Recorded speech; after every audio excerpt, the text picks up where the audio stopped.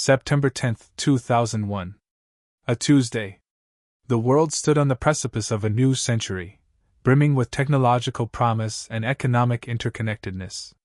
Global affairs, though never truly tranquil, seemed to hum with a certain rhythm, a post-Cold War cadence of diplomacy, trade, and the quiet ambition of nations. In Washington, President George W. Bush's young administration was still finding its stride, focused on domestic policies and a cautious engagement with a rising China. The Internet, a burgeoning force, promised to shrink the world, fostering new connections and accelerating the flow of information. It was a moment of optimism, tinged with the perennial undercurrent of geopolitical complexities. Yet history, in its relentless march, often turns on a single, unforeseen pivot. A moment that, had it been different, would unravel an entirely new tapestry of events, reshaping destinies on a global scale. We stand now at such a juncture, peering into an alternate reality, a path not taken. What if that Tuesday, September 11, 2001, had unfolded like any other? What if the planes had never struck, the towers had remained standing, and the Pentagon had been spared? What if the course of the 21st century had not been irrevocably altered by a single, catastrophic morning?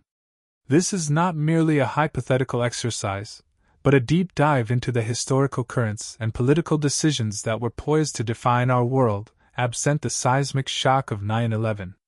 We explore a world where the global war on terror never became the defining framework of American foreign policy, where surveillance states did not proliferate, and where the Middle East's tumultuous narrative followed a dramatically different arc.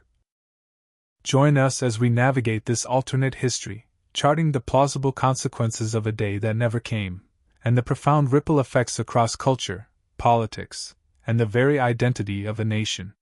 This is the story of a world that, in another timeline, was allowed to simply continue. This section explores the global landscape in the late 1990s and early 2000s, detailing the prevailing sense of stability, American hegemony, and the emerging trends in technology and geopolitics that shaped the era before the seismic shift of 9/11.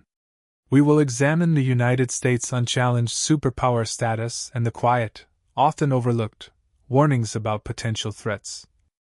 The final years of the 20th century and the dawn of the 21st were characterized by a pervasive sense of global stability, a stark contrast to the ideological battles of the Cold War. With the Soviet Union dissolved, the United States stood as the undisputed global superpower, its economic and military might unparalleled. This unipolar moment fostered an environment where international relations largely revolved around American influence and initiative. Economic globalization was accelerating, driven by burgeoning trade agreements and the nascent Internet. This interconnectedness promised unprecedented prosperity, lifting millions out of poverty and integrating economies on a scale previously unimaginable. Multilateral institutions like the World Trade Organization gained prominence, facilitating global commerce and fostering a spirit of cooperation. The Internet, still in its relatively early stages, was seen as a force for good, a tool for democratic empowerment and universal access to information. There was widespread optimism that digital connectivity would transcend borders, foster understanding, and contribute to a more peaceful and transparent world. Silicon Valley was booming, its innovations reshaping industries and daily life. NATO, having successfully navigated the end of the Cold War, embarked on a new phase of expansion, integrating former Warsaw Pact nations into the Western Alliance. This move was framed as securing peace and stability across Europe, extending the zone of democratic governance and market economies further east.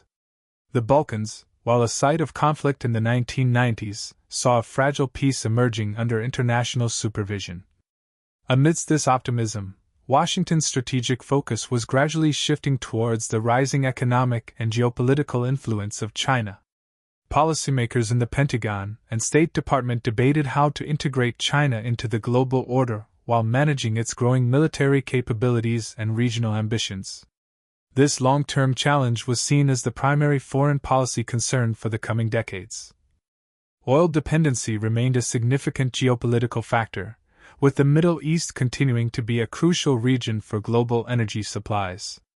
However, unlike later periods, this dependency was managed through established diplomatic channels and regional alliances, rather than through overt military intervention. The price of oil, while volatile, had not yet become a major driver of American foreign policy shifts. Domestically, the United States enjoyed a period of relative prosperity, with a balanced budget and technological innovation driving economic growth. President Bill Clinton's administration had presided over an era of peace and economic expansion, a legacy that the incoming Bush administration aimed to continue. Social issues and economic policy often took precedence over complex international security threats. However, beneath this veneer of stability, quiet warnings about terrorism had begun to emerge, often relegated to the back pages of intelligence reports. The 1993 World Trade Center bombing, the 1998 embassy bombings in Africa, and the 2000 USS Cole attack were disturbing incidents, yet they were largely perceived as isolated acts of criminality rather than harbingers of a coordinated global threat. The intelligence community, while aware of figures like Osama bin Laden, did not foresee the scale of the attacks that would redefine the new century. These scattered incidents were viewed through the lens of law enforcement, requiring targeted operations and intelligence gathering, rather than a fundamental reorientation of national security doctrine. There was no widespread public or political appetite for a broad war on terror. The focus remained on managing existing state-based threats and navigating the complexities of post-Cold War diplomacy. The world, then, stood at a crossroads, unaware of the path it almost took. A path where the future would unfold through evolution rather than revolution, shaped by existing trends rather than a sudden, violent rupture. This was a world that, in an alternate timeline, continued its journey into the 21st century unscarred by the events of September 11, 2001. This section delves into the hypothetical scenario where the 9/11 attacks never materialized. We will explore how intelligence agencies, having averted the catastrophe, would shift their focus. The Bush administration's priorities would remain centered on domestic policy and the growing challenge of China, fundamentally altering the trajectory of American foreign policy without the war on terror as its defining characteristic. In this alternate 2001, the meticulous, if often fragmented, intelligence gathered throughout the late 1990s and early 2000s regarding Al-Qaeda's plots would coalesce differently. Perhaps a crucial piece of information, overlooked in our timeline, would be correctly interpreted, or a key operative would be apprehended. The plots to hijack planes for a spectacular attack on American soil would be disrupted in their planning stages, far from public view. The intelligence community, having averted a major catastrophe, would likely engage in significant internal reviews and reforms, but without the intense public pressure and sweeping legislative changes that followed 9/11. Enhanced interagency cooperation and improved data sharing would be prioritized, but within existing frameworks of civil liberties and privacy. The urgent, dramatic shift towards mass surveillance would not occur. President George W. Bush's administration, in the absence of a direct attack on American soil, would continue its initial policy trajectory. Domestic issues like education reform, spearheaded by initiatives such as No Child Left Behind, would remain central. Tax cuts and economic growth would dominate political discourse, reflecting a more inward-looking and fiscally conservative agenda. China's emergence as a geopolitical competitor would continue to be the primary long-term foreign policy concern. The U.S. would invest more heavily in diplomatic and economic strategies to engage and counterbalance Beijing, potentially through enhanced alliances in the Asia-Pacific region. Trade agreements and technological competition would shape the discourse, rather than counterterrorism. Without the war on terror, the vast resources poured into military campaigns in Afghanistan and Iraq would be redirected. The defense budget, while substantial, would not see the same dramatic increase. Investment might flow into areas like technological research, infrastructure development, or even a smaller, more specialized military, designed for conventional threats rather than asymmetric warfare. Afghanistan, in this timeline, would remain a fractured nation, largely untouched by direct American military intervention. The Taliban, though still in control of significant parts of the country, would face internal challenges and regional pressures without becoming the primary target of a global superpower. Its humanitarian crisis would continue, but without the dramatic military footprint. The rhetoric of a war on terror would simply never materialize. The defining narrative of the early 21st century would not be one of existential struggle against non-state actors, but rather one of managing great power competition, economic globalization, and persistent regional conflicts. The language of politics and media would reflect this different focus. The emotional landscape of America would also be vastly different. There would be no collective trauma, no sudden surge of national grief and anger. Instead, a quiet relief would permeate the intelligence community, a sense of having done their job, even if the public remained largely unaware of the averted threat. The national mood would be one of continued, if cautious, optimism. However, unseen consequences would undoubtedly begin to form beneath the surface. While the immediate threat was neutralized, the underlying conditions that gave rise to groups like Al-Qaeda, geopolitical grievances, regional instability, and ideological extremism, would still exist. These forces would evolve differently, perhaps leading to localized conflicts or emerging threats decades later, but without the galvanizing catalyst of 9/11.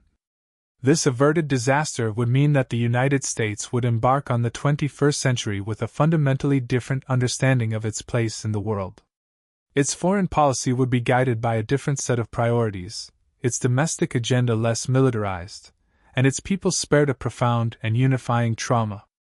The day that never came would leave an indelible, yet unseen, mark on history.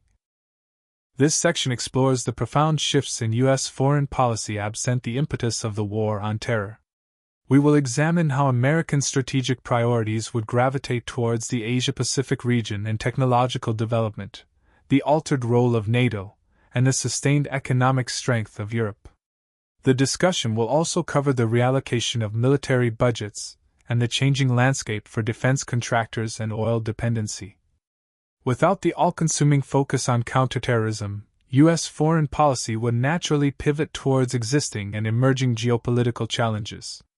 The rise of China would continue to be the paramount concern, driving increased investment in diplomatic relations, economic partnerships, and strategic alliances across the Asia-Pacific region.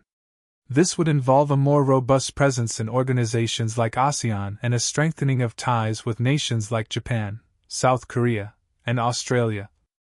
American resources, both financial and intellectual, that were in our timeline diverted to Afghanistan and Iraq, would instead be channeled into fostering technological innovation and economic competitiveness. This could lead to a strategic emphasis on areas like advanced manufacturing, green energy technologies, and cutting-edge digital infrastructure, ensuring U.S. leadership in key future industries. Diplomacy would often be intertwined with tech partnerships. NATO, without the need to transform into an expeditionary force for counterinsurgency operations, would retain its original purpose as a collective defense alliance focused on European security. Its expansion would likely continue, albeit perhaps at a slower pace and with greater emphasis on integrating new members into conventional defense structures. Its role in out-of-area operations would remain minimal. Europe, unburdened by the financial and political costs of supporting U.S.-led wars in the Middle East, would likely maintain a stronger economic trajectory. Member states would focus their resources on internal development, social programs, and continued European integration. The transatlantic relationship would remain strong, but perhaps with a greater emphasis on shared economic interests and diplomatic collaboration rather than military burden sharing for distant conflicts. Military budgets, while still significant for maintaining global power projection and technological superiority, would not experience the dramatic surges seen in the wake of 9/11. Funding would be directed more towards naval power, air superiority, and advanced research, rather than sustained ground operations and counterinsurgency training. The focus would be on deterring state-based adversaries. Defense contractors, while still thriving, would experience a different demand landscape. Instead of mass production of vehicles and equipment for ground wars, there would be a greater emphasis on high-tech weaponry, cybersecurity solutions, and advanced intelligence gathering tools. Research and development for next-generation platforms would be prioritized over immediate combat readiness for long deployments. Oil dependency would remain a concern, but without the geopolitical imperative of securing Middle Eastern oil fields through military force, the U.S. might accelerate its investment in domestic renewable energy sources and fuel efficiency technologies earlier. This shift would be driven by economic and environmental considerations rather than immediate national security crises. The absence of a war on terror would also mean a less militarized approach to counterproliferation efforts. While still a priority, it would be addressed primarily through diplomatic pressure, sanctions, and international cooperation, rather than the threat of preemptive strikes or regime change. This could lead to different outcomes for nations pursuing nuclear ambitions. Overall, U.S. foreign policy would present a more predictable and less interventionist face to the world. It would be characterized by a long-game strategy, focusing on economic and technological leadership, multilateral engagement, and the careful management of great power competition, largely through non-military means.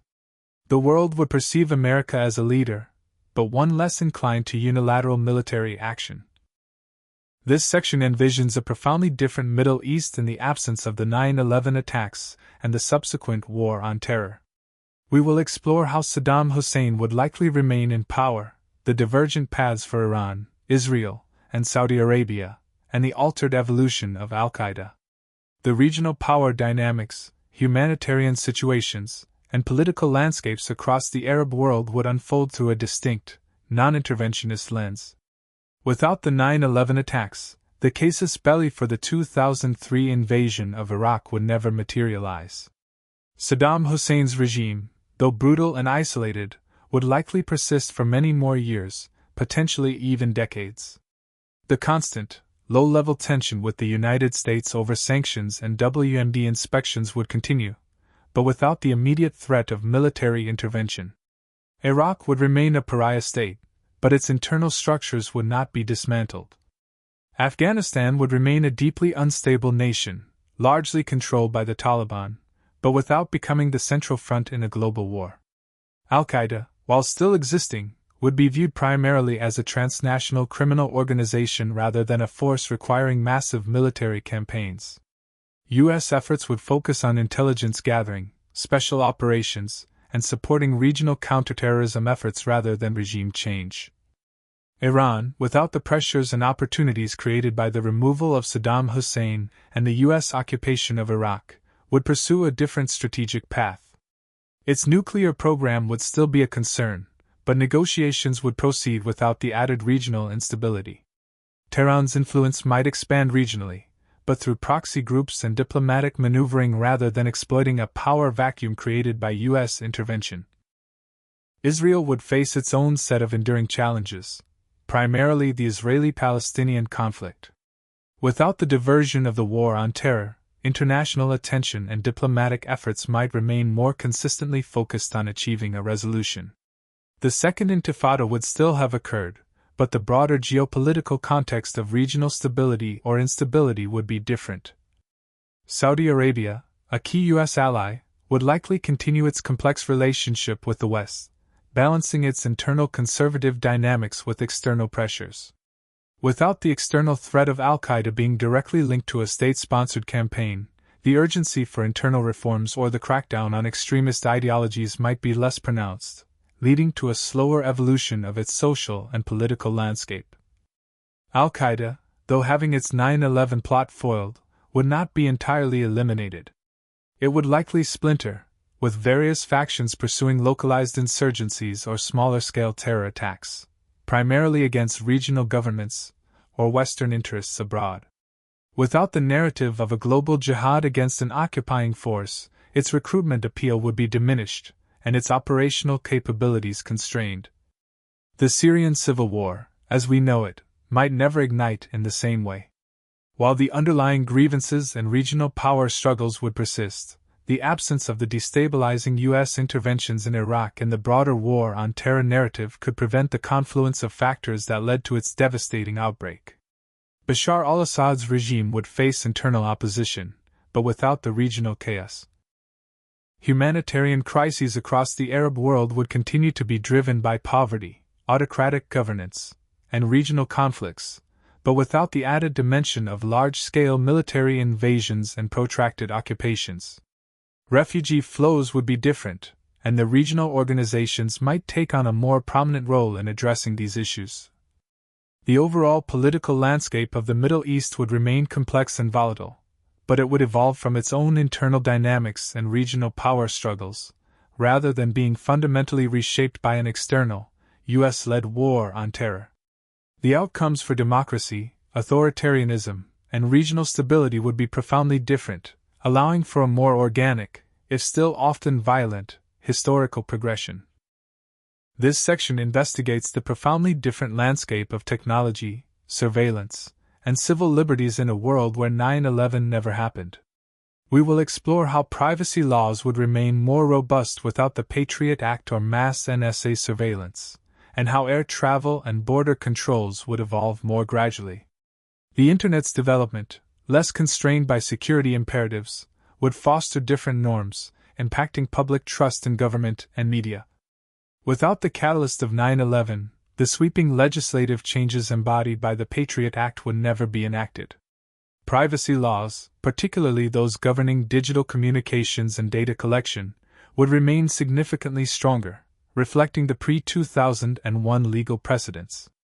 The government's ability to conduct surveillance on its citizens would be far more constrained, requiring higher legal thresholds and more judicial oversight. The National Security Agency, while still a powerful intelligence organization, would not undergo the rapid expansion of its domestic surveillance capabilities. Its focus would remain largely on foreign intelligence gathering, and programs like PRISM, involving mass collection of internet and phone data, would be politically and legally unfeasible. The public outcry over such revelations, if they ever came to light, would be far more impactful. Air travel and border control measures would evolve at a much slower, more incremental pace. Full-body scanners, extensive pat-downs, and strict liquid restrictions would not become standard practice in the early 2000s. Security upgrades would be driven by conventional threats or isolated incidents, rather than a pervasive fear of catastrophic terrorism. Travelers would experience a less intrusive, more relaxed journey. The Internet, free from the immediate pressures of becoming a primary vector for national security concerns, would develop with a greater emphasis on openness, decentralization, and user privacy. Encryption technologies would become more widespread due to user demand for privacy, rather than being constantly challenged by government backdoors. The debate over Internet censorship and content moderation would primarily center on commercial and social issues, not counterterrorism. Social media platforms, emerging in the mid-2000s, would operate in an environment with fewer governmental data demands and less pressure to monitor user activity for potential extremist content.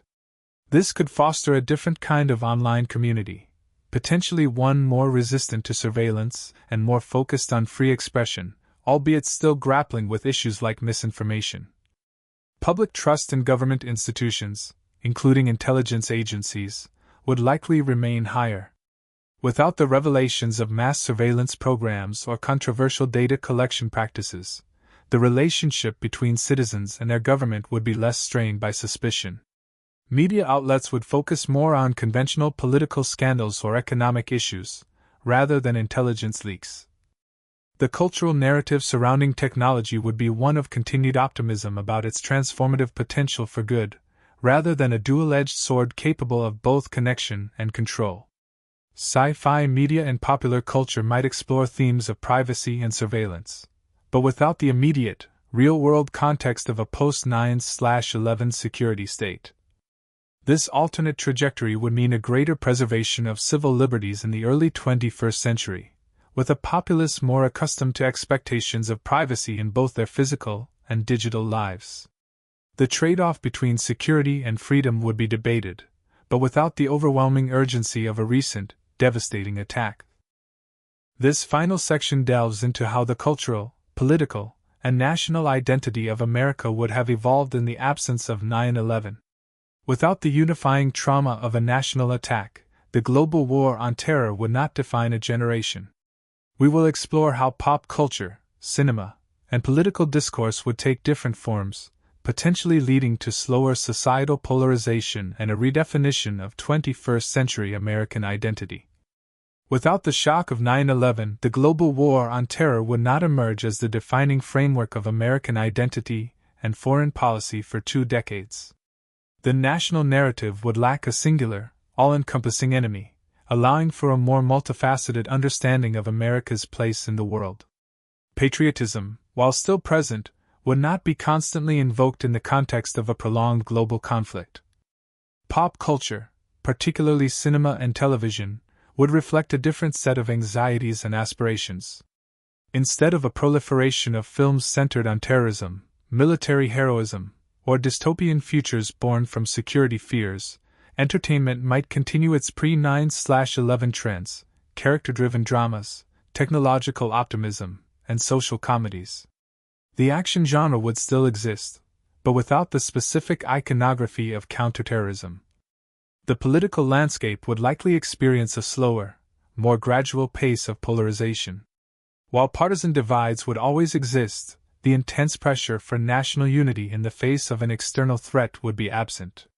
Debates would remain focused on economic policy, social issues, and domestic governance, without the constant overshadowing of national security imperatives. The political spectrum would be less defined by hawkish or dovish stances on foreign wars. Social unity and division would manifest in different forms.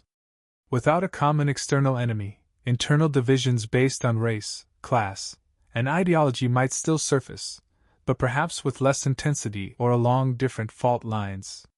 The rise of social media would still be a factor, but its role in amplifying political divisions might be less pronounced without the specific narratives of national security and identity politics that arose post 9/11. The public's perception of risk would also be fundamentally different. Air travel would remain a relatively carefree experience. The fear of random, catastrophic attacks on civilian targets would not be ingrained in the collective consciousness, allowing for a greater sense of everyday security and freedom of movement. Daily life would simply feel less burdened by unseen threats. Immigration policies would likely continue to be debated through economic and social lenses, rather than being heavily militarized or directly linked to national security concerns. The scrutiny of certain ethnic or religious groups, which occurred in our timeline, would be significantly less pronounced, leading to different dynamics of social integration and community relations. The role of media would also shift. Without a war on terror to cover, news cycles would be dominated by domestic politics, economic news, international diplomacy, and scientific advancements. The media's relationship with the government would remain contentious at times, but without the heightened tension and scrutiny often associated with wartime reporting. In this alternate America, the 21st century would unfold with a national identity rooted more deeply in its pre-2001 ideals of individual liberty, economic opportunity, and democratic governance, rather than being reshaped by collective trauma and perpetual conflict. The nation would redefine itself through different challenges and aspirations, pursuing a more inward and globally collaborative path. The quiet of September 11, 2001, in this imagined world, resonates not with the silence of absence, but with the profound echo of a different future. We have journeyed through a landscape where the shadows of 9/11 never fell, charting a plausible course for a world allowed to simply continue, unscarred by that singular, devastating rupture. One day, one event, held the power to divert the river of history, transforming global priorities, reshaping national identities, and redefining the very nature of security and freedom. In this alternate narrative, the United States remains a global superpower, but one more inwardly focused, more diplomatically engaged, and less inclined towards military intervention abroad. The Middle East, while still volatile, evolves through its own complex internal dynamics, rather than being fundamentally altered by external wars. Privacy and civil liberties endure, largely untouched by the sweeping surveillance measures of our timeline. America's culture and politics, spared a profound national trauma, mature along different paths, perhaps slower to polarize, more rooted in domestic concerns. Yet, As we conclude this journey, a crucial question lingers. Would this peace have truly lasted? Would another storm have inevitably gathered on the horizon, perhaps a different kind of challenge, a different catalyst for global upheaval? History is a relentless force, and even the most meticulously planned future can be disrupted by the unforeseen. Perhaps this alternate world would have faced its own defining moments, its own trials by fire, albeit different ones. Or perhaps, just perhaps, the quiet continuity of that unblemished September morning would have truly set humanity on a gentler, more integrated course. The world, in another time, kept breathing, unaware of the profound divergence that almost, but never did, occur.